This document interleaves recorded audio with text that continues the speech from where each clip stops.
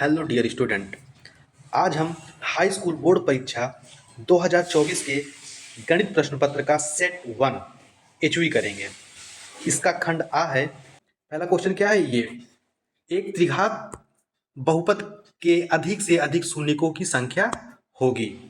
हमको पता है कि अगर त्रिघात बहुपद होगा, ठीक, त्रिघात बहुपद होगा तो उसके अधिक से अधिक कितने शून्यक होंगे?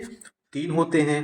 द्विघात होगा तो अधिक से अधिक कितने? जितना चर की घात होगी उतना ही उसके शून्यक होंगे। तो त्रिघात बहुपद में चर की घात कितनी होती है? 3 होती है। तो उसके कितने शून्यक हो जाएंगे? उसके शून्यक हो जाएंगे 3। क्लियर?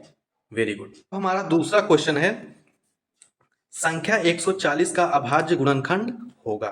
ठीक है, तो 140 को हम क्या लिख सकते हैं? 140 को हम लिख सकते हैं 70 गुणे 2। ठीक, और 70 को क्या लिख सकते हैं? 70 को हम लिख सकते हैं 35 गुणे 2। और ये 2 ये हो गया। अब हम 35 को क्या लिख सकते हैं? अभी हमारा 35 अभाज्य तो हुआ नहीं है। इसमें क्या पूछा है? अभाज्य गुणनखंड पूछा है। तो अभी 35 अभाज्य हुआ नहीं। क्यों अभाज्य नहीं हुआ? क्योंकि इसको अभी हम क्या लिख सकते हैं? 5 गुणित 7 लिख सकते हैं। ठीक, 2 और ये 2 लिख दिए। अब देखिए, अब हमारा 5 भी अभाज्य हो गया, 7 भी अभाज्य हो गया, 2 भी अभाज्य हो गया और ये 2 अभाज्य तो है ही। तो अब देखिए कौन सा ऑप्शन मिल रहा है? तो क्या हो जाएगा? अब जो संख्या सबसे छोटी है उसको पहले लिखते हैं। तो 2 की घाते 2, कहाँ पे 2 की घाते 2? फिर है 5 की घाते 1, 7 की घाते 1। अगर घात हमारा 1 है तो हम घात लिखने की जरूरत नहीं है। ठीक है, तो कौन सा ऑप्शन सही हो जाएगा? ये वाला सी नंबर। सी नंबर में देखिए 2 की घात 2, 5 और ये 7, तो हमारा कौन सही हो जाएगा? C number. क्लियर? अब देखिए तीसरा प्रश्न है हमारा। हमारा तीसरा प्रश्न है, भाज्य भाजक भागफल एवं शेषफल में संबंध होगा। ठीक है, अब देखिए जैसे हमने मान लीजिए भाग दिया 5 और ये 13। ठीक है, अब 13 में हमने भाग दिया किसका? 5 का, तो ये कितनी बार जाएगा? 2 बार।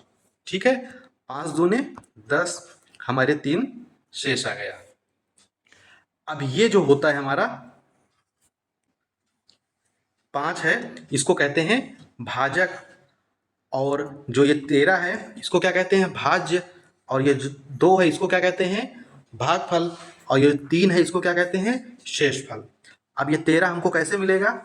जब हम 5 में 2 का गुणा कर देंगे और उसमें 3 जोड़ देंगे। ठीक, तो ये हमारा क्या है? ये हमारा है भाजक। ये क्या है? 13 क्या है? भाज्य। ये क्या है हमारा? भागफल। ये क्या है हमारा? शेषफल। ठीक, ये क्या है हमारा? शेषफल। इसका मतलब क्या हुआ? जब हम 5 में 2 का गुणा करेंगे तो 5 दूने 10 और 3 ऐड करेंगे तो क्या हो जाएगा? 13। तो इसका मतलब क्या हुआ? भाज्य बराबर भाजक गुणते भागफल प्लस शेषफल। तो कौन सा ऑप्शन सही हो जाएगा? भाज्य बराबर, ये तीसरा, भाज्य बराबर भाजक गुणते भागफल प्लस शेषफल। क्लियर? अब हमारा चौथा प्रश्न है, कह रहा है कि रैखिक समीकरण x plus 2y plus 5 equal to 0 तथा -3x minus 6y plus 1 equal to 0 के युग्म का हल होगा। ठीक, आप लोगों ने पढ़ा होगा, रैखिक समीकरण पढ़ा होगा कि a1x, अगर दो रैखिक समीकरण तो कैसे लिखते हैं? a1x plus b1y plus c1 बराबर 0, और दूसरा क्या हो जाएगा? a2x plus b2y plus c2 बराबर 0। अब देखिए आप लोगों ने क्या पढ़ा है कि अगर a1 upon a2 does not equal to b1 upon b2, अगर ऐसे है तो इसमें क्या होता है? अद्वितीय हल होता है। अद्वितीय हल का मतलब होता है एक हल, कि मतलब दोनों जो लाइन है, दोनों रेखाएं हैं, एक ही बिंदु पे कट करेंगी। जब एक ही बिंदु पे कट करती है तो उसको क्या बोलते हैं? अद्वितीय हल, मतलब एक हल होगा। दूसरा आपने क्या पढ़ा है?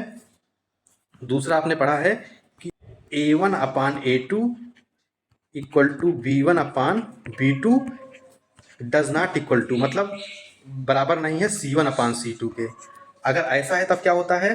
अगर ऐसा है तो दो रेखाएं क्या होती है? समांतर होती है। जैसे एक रेखाएं ये है और एक रेखा ये है, तो दोनों रेखाएं क्या होंगी? समांतर होंगी। अगर दोनों रेखाएं समांतर होंगी तो इसका मतलब क्या हुआ कि दोनों रेखाएं एक दूसरे को एक भी बिंदु पे नहीं काटेंगी।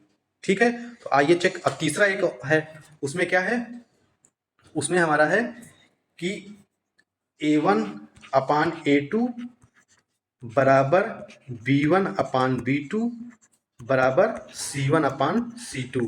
इसमें क्या होता है, इसमें एक रेखा जैसे ये है उसी के ऊपर दूसरी रेखा, ठीक है, इसको क्या बोलते हैं, संगामी रेखाएं।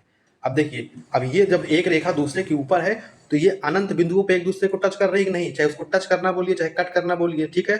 तो हम कह सकते हैं कि दोनों रेखाएं एक दूसरे को अनंत बिंदु पे कट करती हैं, ठीक है। तो इसके कितने हल होते हैं, इसके हल होते हैं अनंत। कब कंडीशन, अगर ऐसी कंडीशन है। आइए चेक करते हैं, जो हमारा ये दो रेखाओं का युग्म दिया हुआ है इसमें कौन सी कंडीशन लग रही है। देखिए इसमें क्या है, एक समीकरण हमारा ये दिया हुआ है और दूसरा समीकरण क्या दिया हुआ है, ये दिया हुआ है। तो इसमें A1 अपान A2 देखते हैं, A1 अपान A2 कितना हो गया, A1 हमारा हो गया, हमारा इसमें क्या है, एक लिख दिए। A1 अपान A2 कितना है, -3, तो 3 -1/3 आ गया। A1 अपान A2 की वैल्यू कितनी आ गई, इतना। अब हमारा B1 अपान B2 निकाल लेते हैं, तो B1 अपान B2 कितना हो गया हमारा, ये 2 हो गया, ये 2, इसमें कितना है -6, तो ये भी हो जाएगा क्या, -1/3, ये भी कितना हो गया, -1/3। फिर क्या है हमारा, C1 अपान C2 निकाल लेते हैं, C1 अपान C2 ये कितना आ जाएगा हमारा, 5/1। तो इसमें देखिए A1 अपान A2 तो बराबर है लेकिन C1 अपान C2 बराबर नहीं है। तो इसमें कौन सी कंडीशन हो जाएगी, इसमें अभी हमने बताया तो दोनों रेखाएं क्या हो जाएंगी, दोनों रेखाएं हो जाएंगी पैरेलल, मतलब समांतर।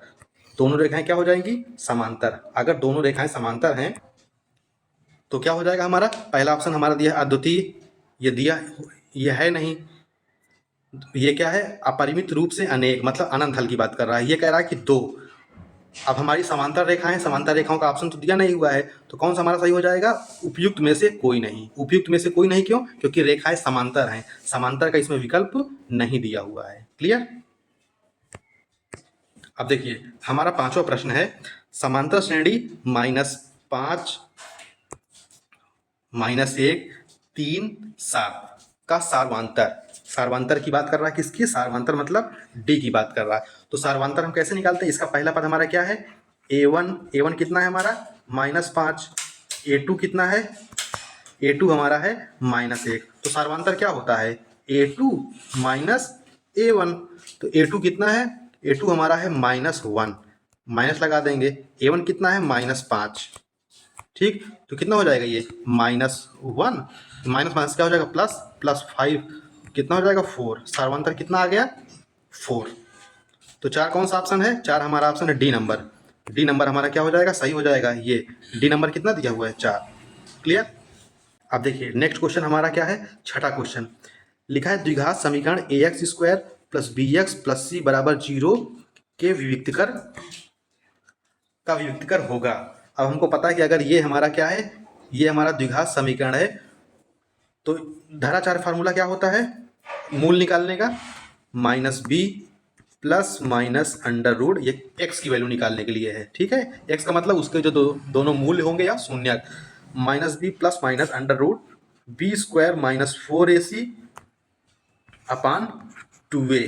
तो जो अंदर ये वैल्यू होती है, ये इसी को क्या बोलते हैं, विविक्तकर। इसको d से डिनोट करते हैं, ठीक है, d = b² - 4ac। तो हमारा कौन सा ऑप्शन सही हो जाएगा, C number, b² - 4ac। Okay, thank you.